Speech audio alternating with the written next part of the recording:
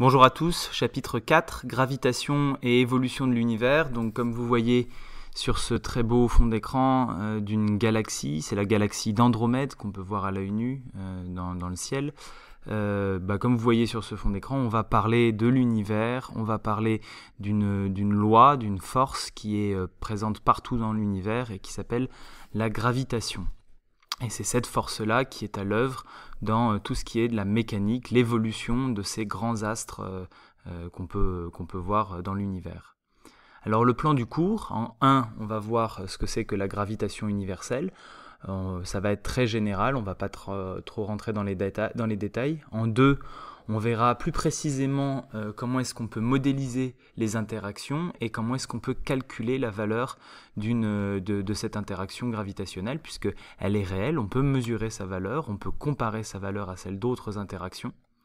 Et en 3, on fera une sorte d'intermède assez large sur l'histoire de l'univers et l'histoire de la formation des grands astres. Donc pour commencer, on va parler de la gravitation universelle. Donc commençons par parler de ce que c'est qu'une interaction. Vous savez que le monde est composé, on va dire, d'une multitude d'objets qui sont tous très divers, mais que ces objets, ils font tous partie du même univers. Par définition, tout est à l'intérieur de l'univers. Et on peut considérer que tous ces objets sont reliés entre eux. Alors ils vont être reliés par des interactions.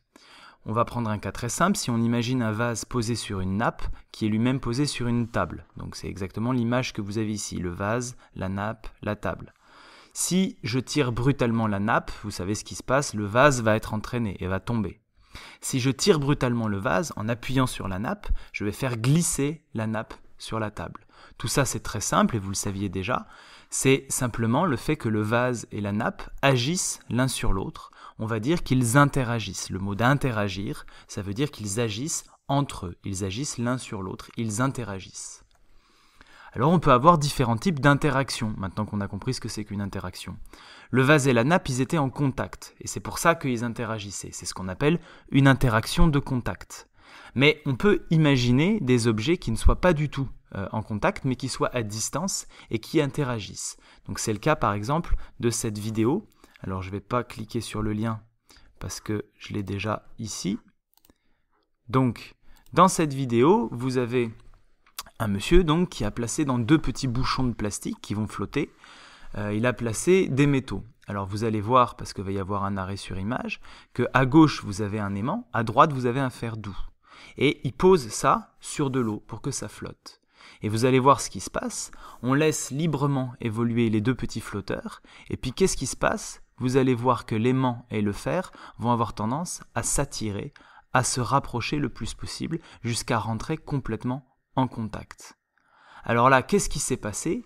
Rien de ce qui vient de se passer ne peut s'expliquer autrement qu'en déclarant qu'il existe une interaction. Il existe une interaction entre l'aimant et le fer. Ici, l'aimant et le morceau de fer se sont attirés réciproquement, sans se toucher. C'est ce qu'on appelle une interaction à distance. Bien, la gravitation universelle, c'est une interaction à distance. Tous les objets qui ont une masse, vous, moi, n'importe quel objet qui vous entoure a une masse, tous ces objets, ils interagissent à distance entre eux par une interaction qu'on appelle l'interaction gravitationnelle. Attention, ça n'a rien à voir avec les aimants. C'est un autre exemple d'interaction à distance. C'est cette interaction à distance qui maintient par exemple les planètes en orbite autour du Soleil. Les planètes et le Soleil interagissent, ils s'attirent les uns les autres, d'accord ? Le Soleil attire les planètes attirent le Soleil, et c'est ce qui fait que notre système solaire n'est pas en train de se disperser partout dans l'univers, mais qu'il reste cohérent, et que tout ça tourne l'un autour de l'autre. On dit que la gravitation est donc une interaction attractive à distance. Je rajoute le mot attractive parce que c'est une attraction. Vous savez qu'on aurait pu avoir une répulsion. Si par exemple on prend 2 pôles d'un aimant de même signe, ces 2 pôles ils vont avoir tendance à se repousser. Donc il y a des interactions qui sont répulsives. L'interaction gravitationnelle, c'est une interaction attractive. Alors, tous les objets qui ont une masse, absolument tous, sont tous soumis à la gravitation.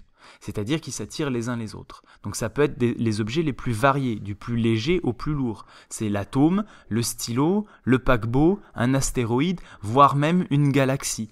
Tout ça est soumis à la même force, tout ça est soumis à la même interaction. Et c'est pour ça qu'on dit que la gravitation, elle est universelle, c'est-à-dire qu'elle touche absolument tout ce qui existe dans l'univers. Grand 2, on va aller un petit peu plus loin dans la compréhension et le calcul de ces forces de gravitation. Alors, je vous ai parlé d'interaction, mais si on veut être un peu plus précis, si on veut mieux comprendre ce que c'est qu'une interaction, on va chercher à les modéliser, et les modéliser par des forces. Ces forces-là, on va les dessiner avec des flèches. Donc je vous montre un exemple. Si on prend 3 solides, un carré, un rond, un rectangle, j'ai dessiné à chaque fois leur centre. Alors c'est approximatif parce que c'est pas un logiciel de dessin que j'ai. J'ai dessiné à chaque fois leur centre avec une petite croix X, d'accord ? Eh bien, le carré et le rond vont interagir entre eux. Imaginons qu'ils ont des masses, ils vont interagir entre eux. Je vais par exemple avoir le rond qui va attirer un petit peu le carré. Et donc je vais pouvoir dessiner ici une flèche en vert qui s'applique sur le carré, parce que c'est le carré qui subit une force, et qui attire le carré vers le rond. Donc on a bien une flèche qui commence du centre du carré et qui va en direction du rond. Et donc ça, c'est la force qu'exerce le rond sur le carré. Et vous voyez que c'est une interaction à distance, parce que le rond et le carré n'ont pas besoin d'être en contact. Le seul fait que le rond et le carré aient une masse fait que tout de suite, il va exister cette force. On va pouvoir modéliser cette interaction par cette force et par cette flèche-là.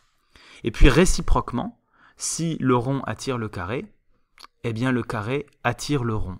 Et donc on a exactement le symétrique de cette flèche-là qui part du centre du rond en direction du carré, et c'est la force que le carré exerce sur le rond. Et puis évidemment, comme c'est valable pour absolument tous les objets qui ont une masse, il y a également une interaction gravitationnelle entre le rectangle et le carré. Donc je vais pouvoir écrire force du rectangle sur le carré et force du carré sur le rectangle. Et puis également force du rond sur le rectangle et force du rectangle sur le rond. Et donc vous comprenez qu'absolument tous les objets qui vous environnent actuellement, même si tout ça vous a l'air très stable et très immobile, eh bien tout ça est en fait en interaction. Vraiment, la gravitation, c'est une force qui est universelle et qui s'exerce à chaque instant. Alors, vous avez remarqué qu'on a toujours fait partir la force, la flèche, depuis un point situé au centre de l'objet. C'est ce qu'on appelle le centre de gravité. C'est un mot que vous avez déjà forcément entendu. Quand l'objet est bien géométrique, bien rempli, etc., le centre de gravité, il est au centre de l'objet.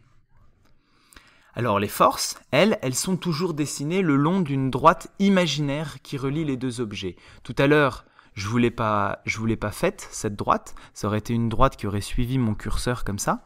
Mais là, je vais vous faire l'exemple. Si on prend par exemple à l'échelle ici la Terre et ici la Lune, vous voyez que ça c'est une photo à l'échelle, on peut tout à fait tracer une droite imaginaire, ici en pointillé, qui relie la Terre à la Lune. Eh bien, c'est le long de cette droite imaginaire que l'interaction gravitationnelle va agir. Et donc on va pouvoir écrire à gauche la force d'attraction de la Lune sur la Terre et à droite la force d'attraction de la Terre sur la Lune. Eh bien cette flèche-là, c'est bien la Lune qui produit cette attraction, et ici c'est bien la Terre qui produit cette attraction. Par convention, vous remarquez que ici j'ai noté les choses de manière un petit peu différente, j'ai mis une flèche au-dessus du grand F. Ça veut dire que c'est une force. On écrit toujours les forces en écrivant une flèche au-dessus de la lettre grand F. Et on précise ensuite qui agit sur quoi de cette manière-là. On y reviendra dans les exercices. On peut aller un petit peu plus loin. Je vais vous présenter la formule de la gravitation.